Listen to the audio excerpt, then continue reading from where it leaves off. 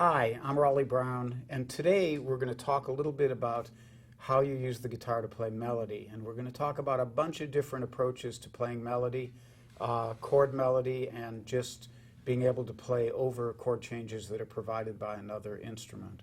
And it includes a lot of ideas about scales somewhat, and also about the structure of playing lead without thinking about scales. Using there's really only 12 tones that we use in Western music, and it seems like it shouldn't be all that complicated, so it's my goal to try to make it not all that complicated for you and give you some ideas about how to approach playing. And one of the most important things to recognize is that it's very important to use your ears and to listen to a lot of good players and in all instruments, and hear a lot of melodies and hear what people do with melodies. Sometimes that includes the actual melodies of songs, jazz standards, or whatever genre you're interested in. And sometimes it has to do with hearing how people improvise. One of the biggest problems that students come to me with, whether I'm teaching at camps or when I'm teaching privately, is not being able to improvise. And to me, it's an important issue, because improvising on the guitar is the equivalent of when we speak, of speaking versus reciting something you've memorized. And most of us wouldn't be that happy always having to memorize everything we said in advance. And it's the same way on the guitar. You can get a certain sense of freedom and be able to create things on the fly, but you have to use your imagination and you have to have some infrastructure in place. So we're going to talk a little bit about all those things. Before we start, let's get in tune. So here's a low E string. Here's the A string. Here's the D string. Here's the G.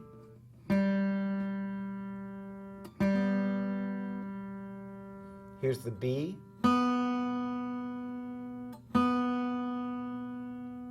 And here's the high E.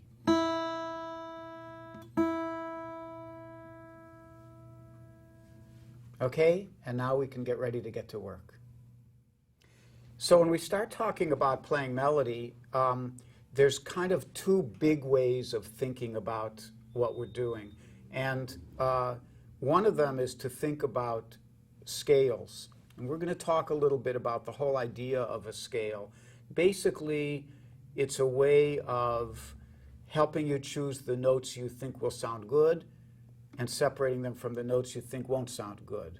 Okay, so if we start at the beginning idea that if we think about all the notes, and what I'm going to do is play you a chromatic scale on the guitar starting with C. The reason we use the key of C is it's easy a lot of times because there are no sharps or flats. You just have the notes of the alphabet there, and it's pretty easy to keep track of it.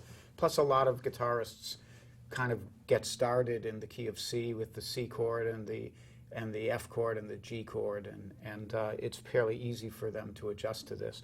So if I start on C at the 3rd fret of my A string, and then I go up the neck, C, C sharp, D, D sharp, E, F, F sharp, G, G sharp, A sharp, B, C.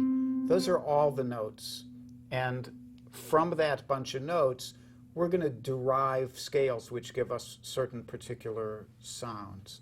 So we could use the major scale, which is a kind of neutral sound. And I did this up the neck so you could see all the notes in a row. If I do the major scale up the neck so you see the notes sequentially, so you can see space between them, we do the first note, then we skip a fret and do the second note, then we skip another fret and do the third note. Those are called whole steps when you go 2 frets. And then a half step is 1 fret, and a whole step 2 frets, a whole step 2 frets, a whole step 2 frets, and a half step 1 fret. And that gives us C, D, E, F, G, A, B, C. And then we can play that in a lot of different places on the guitar. We might go over a couple of them in a minute or two. But the first thing I want to do is give you an idea about starting to get comfortable with just the sound of these notes, because really that's what we want to do. It's one thing to get them in your hands. It's another thing to be able to hear what you are going to play in your mind before you play it. Okay? So what I would like you to do and practice on your own is singing the scale. And instead of using, the European system of solfège or something which is kind of complicated and outside of our culture, we're going to just use numbers. So we're going to say 1, 2, 3, 4, 5, 6, 7, 8. And when I do that, what I want you to do is develop not just singing straight up the scale, but I want you to develop an ear sense of what each note sounds like in relation to the root note of the scale. So you should be able to go 1, 2, 3, and then go 1, 3, 1, 2, 3, 4, 1, 4, 1, 2, 3, 4, 5, 1, 5, 1, 6, 1, 7, 1, 8. And once you can do that, like you can do that while you're driving in your car, you can do it, when you're just killing time somewhere, anywhere that you can make just a little bit of noise without bothering anybody, and just be able to, and it doesn't matter what note you start on. You don't have to have a C note if you're singing. You can just go any note you start on that's a little bit low, so you'll have room for a whole octave above it.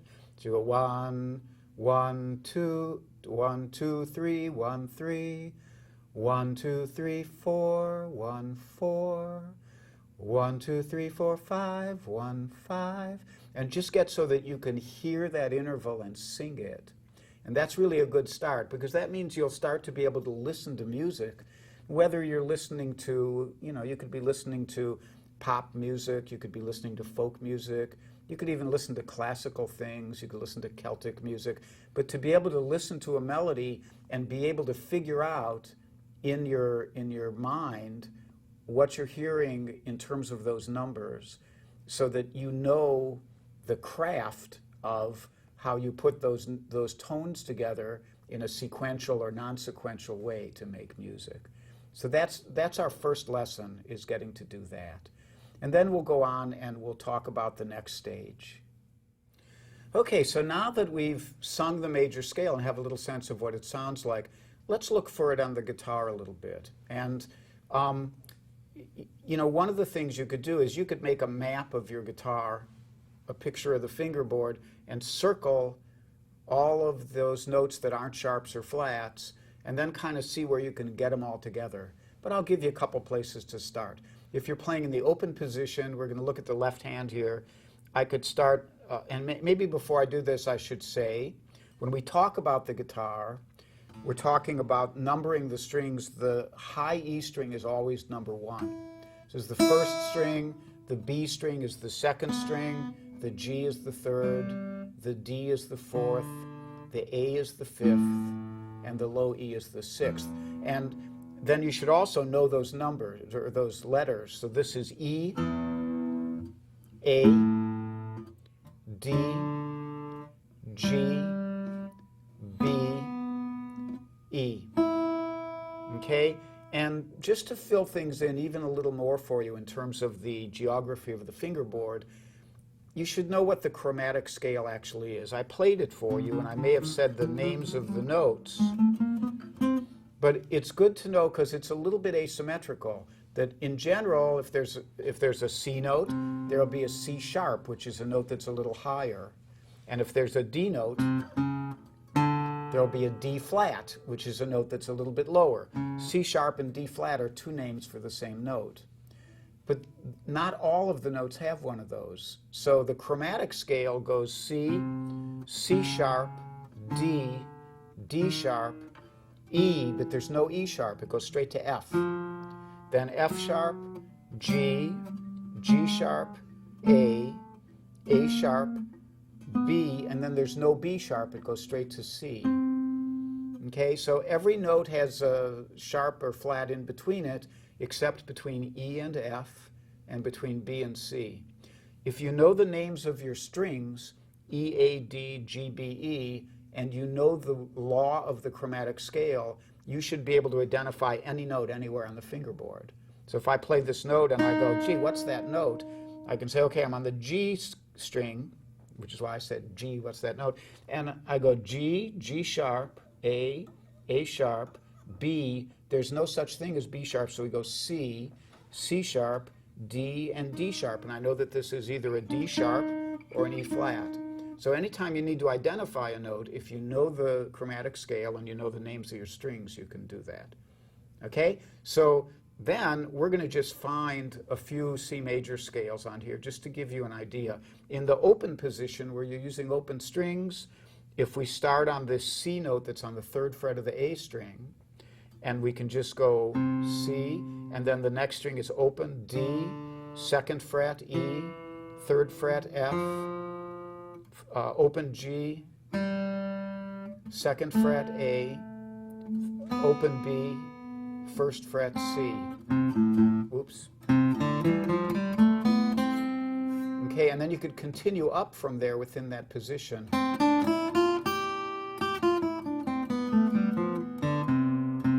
And you could go down 3, 2, 0, 3, 1, 0. And that's an E note, our open E string. You go E, F, G, A, B, C. Then you go C, D, E, F, G, A, B, C, C, D, E, F, G. And that's that whole position.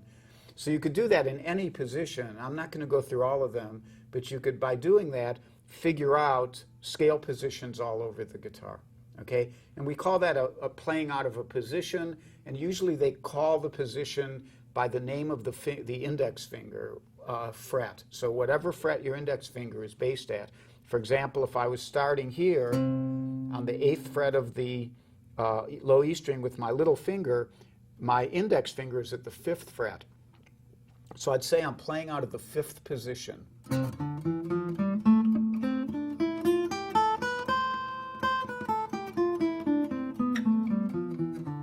Now there are some positions in which you have to stretch a lot. Like if I played the C scale out of the 3rd position, it's a lot of work. I have to stretch here, stretch here, stretch here, and that's as high as I can reach. But if I play out of the 2nd position, I only have one stretch, where my index finger is at the 2nd fret, but my 2nd finger, I only have that one stretch. Or I could do, or you can change positions within the scale. So part of this could be an exploration for you. There are also a lot of good, good resources. If you go on the internet, you'll find tons of major scales to look at. Okay, but you want to learn those scales, and the best time for using a major scale, if you're playing a song which primarily has only chords made up of major scale notes. So let's say you had a song that had C, F, and G.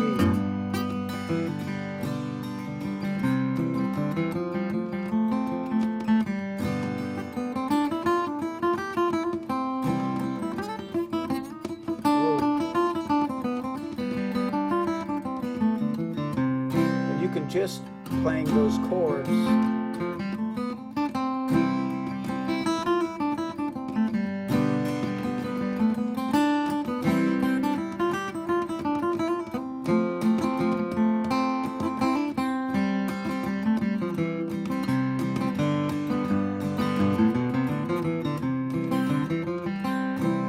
So that's a real simple case scenario. You have 3 chords. Even if you had an A minor or a D minor or an E minor in there, it's still based on the C major scale. You could still just play the C major scale and get by with that. Okay?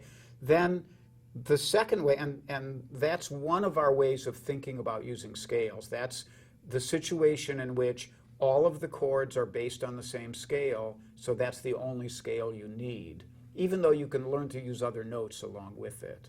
Okay? The second way, which we're going to get to a little bit later, is when the chords don't all share the same notes, and then you have to make adjustments for each chord. So you choose different melody choices for each chord. And we're going to take a look at a way of doing that which doesn't even require you to know any scales. It just requires you to know chords, okay? But we'll get to that later, because I want to talk a little bit about, next we're going to talk a little bit about the blues scale and how that helps fill in our knowledge of all the notes in the chromatic scale.